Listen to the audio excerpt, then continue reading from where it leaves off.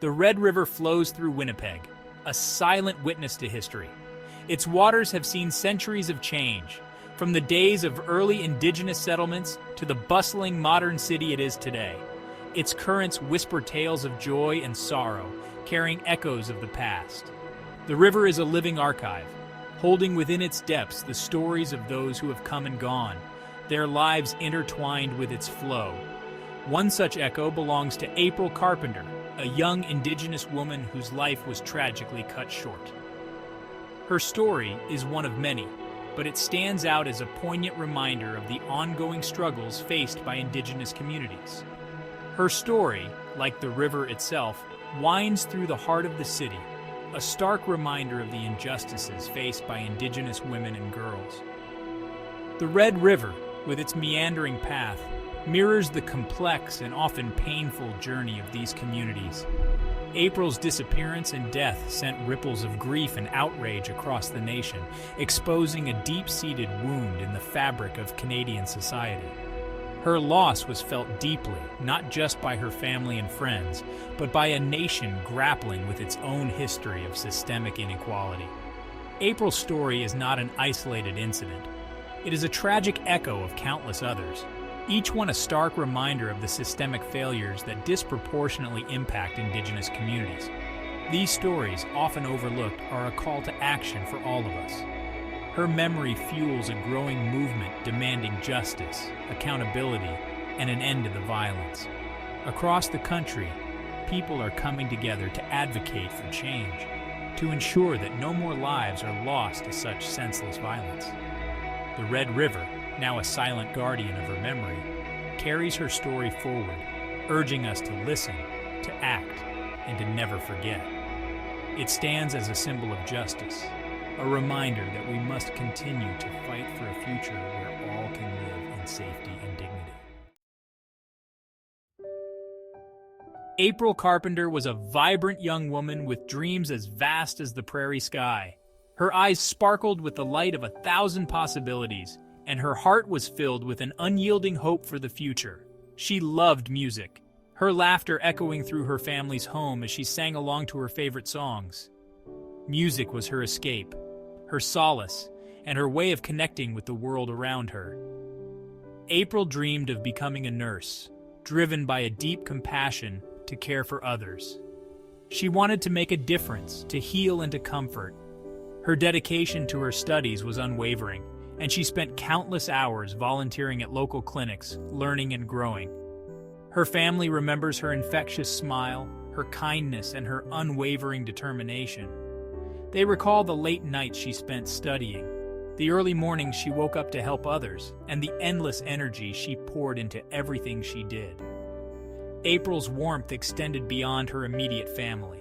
She was a cherished friend, a confidant, and a pillar of strength for those around her. Her friends knew they could always count on her for support, advice, and a shoulder to lean on. Her presence radiated joy, and her absence left a void that could never be filled. She had a way of making everyone feel special, of bringing light into the darkest of days. Those who knew her best remember her vibrant spirit, a spirit that continues to inspire their fight for justice. Her legacy lives on in the hearts of those she touched, a testament to the incredible person she was and the dream she held dear. One cold November evening, April vanished. She was last seen walking home from a friend's house, her laughter trailing behind her as she disappeared into the night. The air was crisp, and the streets were eerily quiet, a stark contrast to the warmth and joy that April exuded. Her family expected her home for dinner, but as the hours ticked by, worry began to set in. Calls to her phone went unanswered, and the realization that something was terribly wrong began to dawn on them. Hours turned into days, and the gnawing fear in her family's hearts intensified with each passing moment. They searched tirelessly, their hope dwindling with the setting sun each day. The community rallied around them, joining in the search efforts, combing through dense forests and abandoned buildings, hoping to find any trace of April. Every rustle in the leaves, every distant sound, brought a flicker of hope, only to be extinguished by the harsh reality of her absence. The police investigation was slow, hampered by what many saw as indifference and a lack of urgency. April's family felt the sting of systemic bias, their pleas for help seemingly lost in a bureaucratic maze. They faced countless delays and dismissals, each interaction with the authorities leaving them more frustrated and disheartened. The lack of progress was a constant source of anguish, a painful reminder of the precious time slipping away. They refused to let her case grow cold, organizing searches, rallies, and vigils, their voices growing louder with each passing day, demanding answers, demanding justice. The candlelight vigils became a symbol of their unwavering determination, a beacon of hope in the darkness. They held on to each other, drawing strength from their shared love for April, vowing to never give up until she was found. The community's support was a lifeline, a testament to the power of unity in the face of unimaginable pain. April's disappearance resonated deeply within the Indigenous community, igniting a wave of grief and anger. Her story echoed the stories of countless missing and murdered Indigenous women and girls across Canada. The pain of these families, bound by shared loss and a hunger for justice, reverberated throughout the nation. The term "stolen sisters" took on a chilling significance, highlighting the vulnerability of Indigenous women and girls in a society grappling with a dark legacy of colonialism and systemic racism. April's case became a rallying cry, a stark reminder of the urgent need for action, for systemic change, and for a commitment to protecting Indigenous women and girls. April's disappearance shook the community to its core, shattering the illusion of safety and exposing the deep-seated inequalities that plagued Indigenous communities. Fear and anger mingled with grief as people took to the streets, their voices uniting in a chorus of sorrow and indignation. Local leaders, elders, and community members rallied around April's family, offering support and amplifying their calls for justice.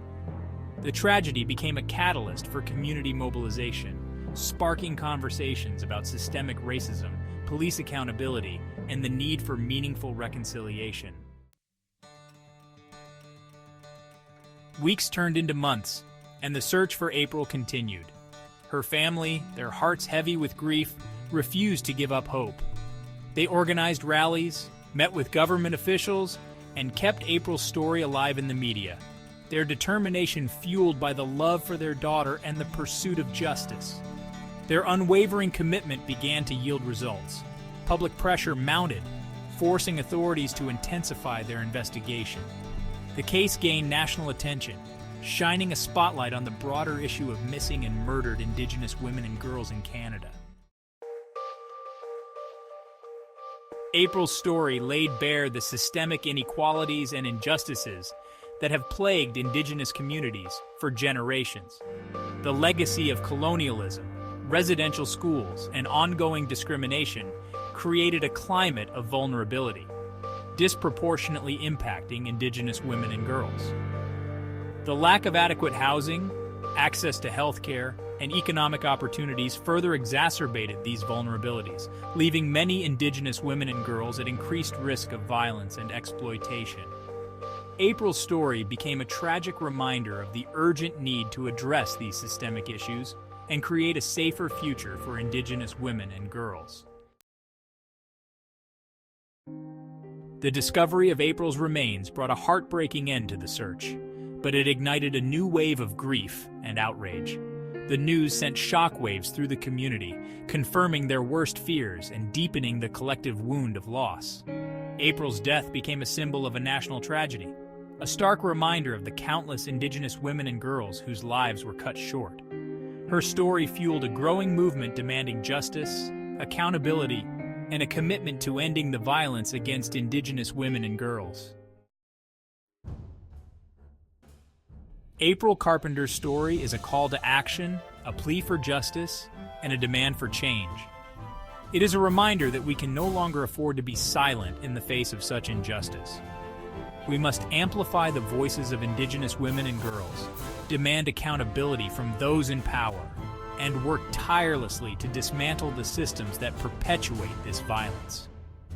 True reconciliation requires a collective commitment to understanding the historical and ongoing injustices faced by Indigenous communities.